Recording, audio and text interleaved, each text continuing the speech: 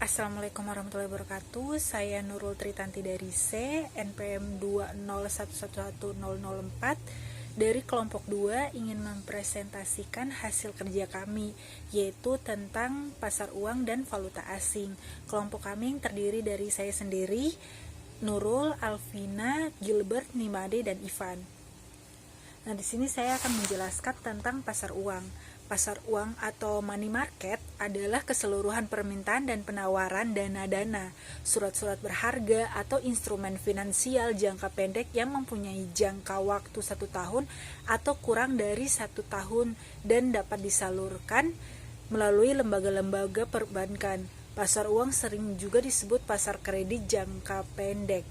Nah, di sini ada ciri-ciri pasar uang, yaitu yang pertama menekankan pada pemenuhan dana jangka pendek. Yang kedua, mekanisme pasar uang ditekankan untuk mempertemukan pihak yang mempunyai kelebihan dana dan yang membutuhkan dana.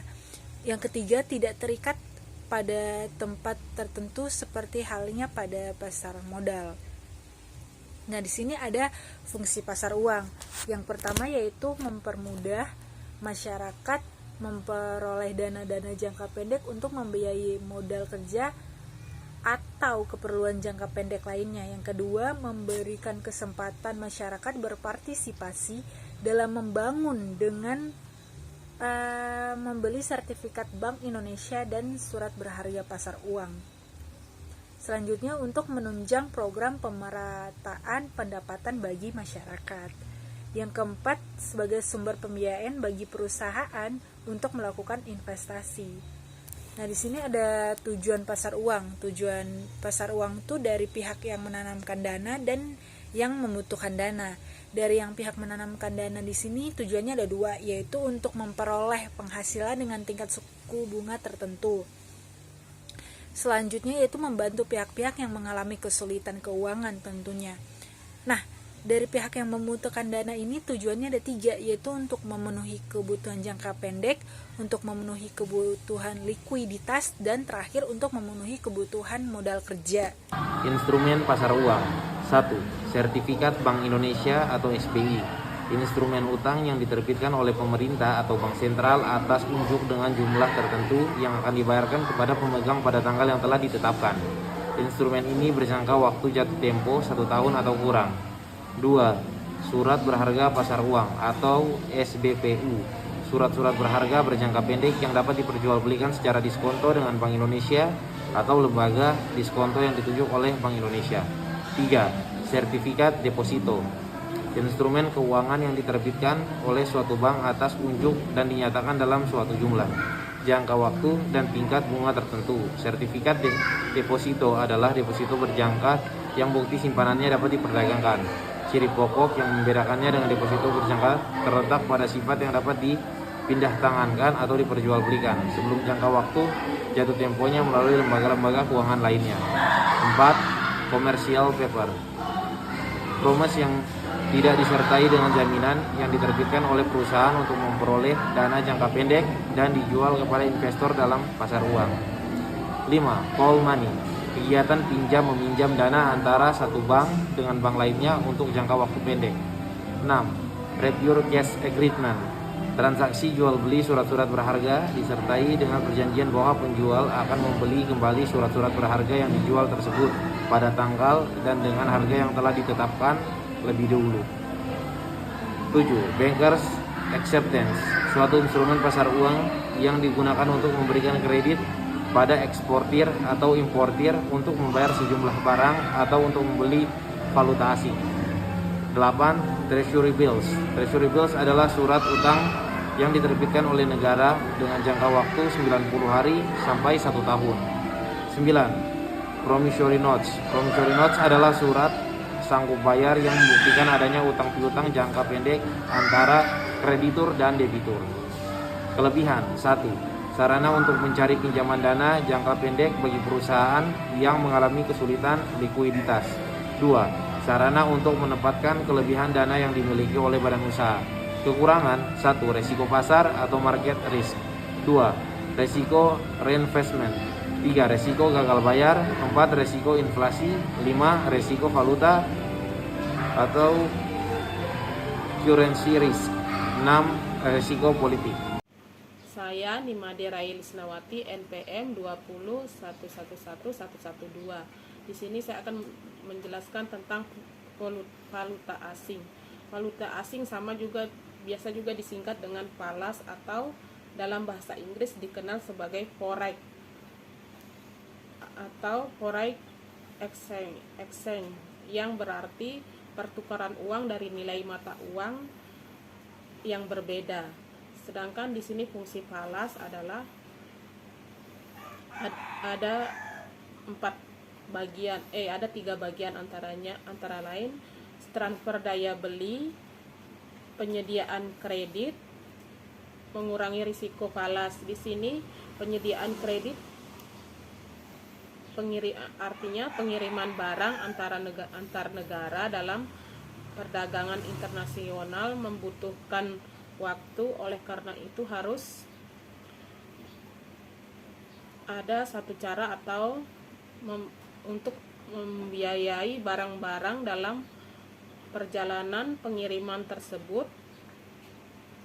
termasuk setelah barang sampai ke tempat tujuan yang biasanya memerlukan beberapa waktu untuk membiayai barang-barang dalam perjalanan pengiriman tersebut, termasuk setelah barang sampai ke tujuan yang biasanya memerlukan beberapa waktu kemudian dijual kepada pembeli. Yang ketiga, mengurangi risiko falas.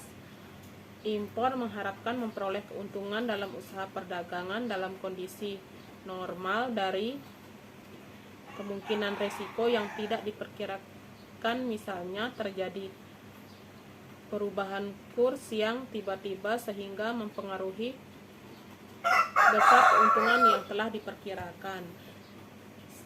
Jenis-jenis falas antara lain. Di sini ada 4 bagian, yaitu pasar spot atau pasar tunai, pasar forward dan yang ketiga pasar currency future, dan yang keempat pasar currency option. Di sini yang pertama pasar spot menurut Madura 205866. Kurs spot adalah nilai tukar berjalan suatu valuta. Kemudian yang dimaksud pasar spot adalah pasar yang memfasilitasi transaksi-transaksi nilai tukar berjalan suatu valuta, di mana komoditi atau falas dijual secara tunai dengan penyerahan segera. Yang kedua, pasar forward. Di sini menurut kurs forward adalah nilai tukar suatu valuta dengan valuta lain pada suatu waktu di masa depan yang dikapasitaskan oleh bank-bank. Kemudian yang dimaksud pasar forward adalah pasar yang memfasilitasi perdagangan kontrak forward mata uang. Sedangkan yang ketiga pasar currency di sini diartikan merupakan pasar yang difasilitasi perdagangan kontrak currency futures. Suatu kontrak currency future menetapkan suatu volume standar dari suatu valuta tertentu yang diperlukan pada tanggal penyelesaian tertentu di masa depan. Sedangkan di sini yang keempat adalah pasar currency option. Menurut Madura menjelaskan pasar option ini merupakan pasar yang memfasilitasi perdagangan kontrak currency option. Kontrak currency option dapat diklarifikasikan sebagai call atau put. Oke, baik, di sini saya menjelaskan tentang para pelaku pasar valuta asing atau falas. Nah, yang pertama itu ada dealer, di mana dealer itu disebut juga sebagai market maker yang berfungsi sebagai pihak yang membuat pasar bergairah di pasar uang. Yang kedua ada perusahaan atau perorangan. Di sini perusahaan maupun individu dapat pula melakukan transaksi perdagangan valuta asing atau falas. Pasar valuta asing dimanfaatkan untuk memperlancar transaksi bisnis. Yang termasuk dalam kelompok ini adalah eksportir, importir, investor internasional, perusahaan multinasional, dan lain-lainnya. Yang ketiga yaitu ada spekulan dan arbitrator. Spekulan dan arbitrator bertindak atas kehendak mereka sendiri dan mereka tidak memiliki kewajiban untuk melayani konsumen serta tidak menjamin kelangsungan pasar, berbeda dari dealer. Oke, terima kasih. Perkenalkan, nama saya Gilbert. Di sini saya akan menjelaskan tentang para pelaku pasar valuta asing, di mana yaitu bank sentral. Fungsi bank sentral dalam pasar valuta asing umumnya adalah sebagai stabilator nilai tukar mata uang lokal. Bank sentral memanfaatkan pasar valuta asing untuk mendapatkan atau membelanjakan cadangan valuta asingnya agar dapat mempengaruhi stabilitas ini tukar mata uang sehingga berdampak positif bagi perekonomian nasional negara. 5 yaitu pialang. Pialang bertindak sebagai perantara yang mempertemukan penawaran dan permintaan terhadap mata uang tertentu agar dapat melaksanakan tugasnya dengan baik. Perusahaan pialang memiliki akses langsung dengan dealer dan bank di seluruh dunia. Untuk keuntungan sendiri yaitu terdiri dari 3. Yang pertama, transaksi 24 jam, transaksi pasar falas berjalan 24 jam sehari selama 5 hari dalam seminggu. Dan yang kedua, likuiditas. Banyaknya broker atau dealer dalam pasar valuta falas menjadikan pasar falas menjadi sangat liquid, sekaligus bisa menjadikan harga menjadi lebih stabil. Dengan begitu, trader bisa membuka atau menutup posisi pada fair market price. Yang ketiga, rendahnya biaya transaksi, di mana biaya transaksi di pasar falas secara online tidak ada, namun hanya dikenakan biaya yang jumlahnya cukup. Dengan salah satu contohnya adalah biaya pada saat penarikan dana dari akun forex.